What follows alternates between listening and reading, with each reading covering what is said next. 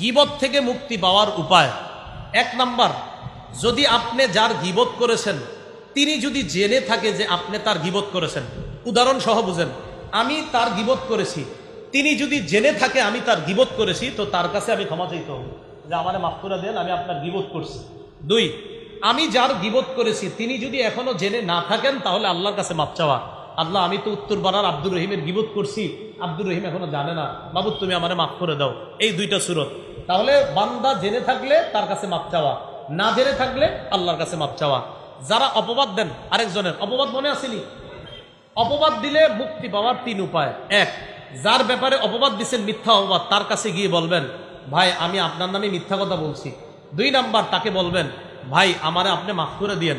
তিন নাম্বার, আল্লাহর কাছে মাফ চাইবেন। তাহলে অপবাদ থেকে মাফ পাওয়ার তিন উপায়। যার ব্যাপারে মিথ্যা অপবাদ দিচ্ছেন তার কাছে গিয়ে বলবেন আমি মিথ্যা কথা বলছি। দুই নাম্বার, তাকে বলবেন মাফ করে দিতে। তিন নাম্বার, আল্লাহর কাছে মাফ চাইবেন। আবু দাউদ শরীফের 4876 নম্বর হাদিস, রাসূলুল্লাহ সাল্লাল্লাহু আলাইহি সাল্লাম বলেন ইন্না মিন আরবার রিবা ইস্তিতালাতার রাজুলি ফি ইরদিল মুসলিম বিগাইরি হাক্কিন। অন্যায়ভাবে কোনো মুসলমানের সম্মানহানি করা, তার গীবত করা, এটা হলো সবচেয়ে বড় সুদ। সুদ, রাসূল বলছেন সুদ তো হারাম, এই সুদের মধ্যে সবচেয়ে বড় সুদ কারো গীবত করা। তিন নম্বর, কোনো ব্যক্তি যদি গীবত করে মারা যায়, গীবতের অপরাধ থেকে মুক্তি না নিয়ে কিয়ামত পর্যন্ত ওই ব্যক্তি তামার নখ দিয়া তার চেহারা আর তার বুক খামসাইতে থাকবে কিয়ামত পর্যন্ত।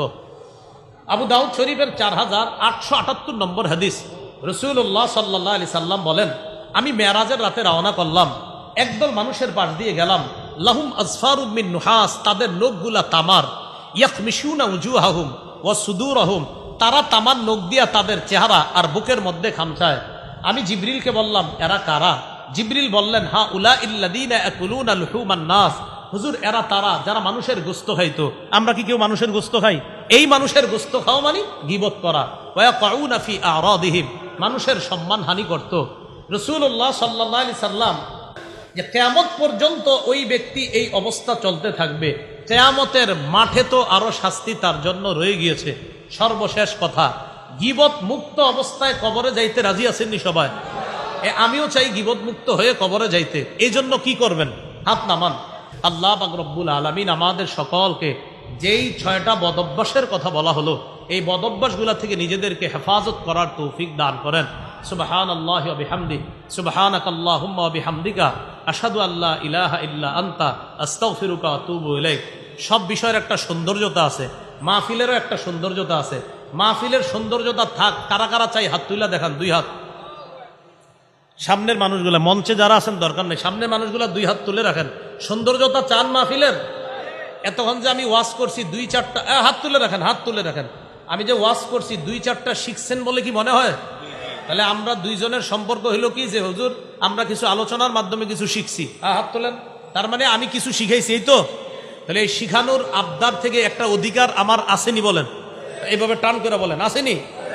আমি এখন নামবো, নাইমা ওই দিক দিয়ে হাঁটবো, একজনে এখান থেকে উঠা পিছিয়ে যাইবেন না, হাত তুলে রাখেন। তাহলে আপনারা সবাই দেখেন, কেউ উঠবে না।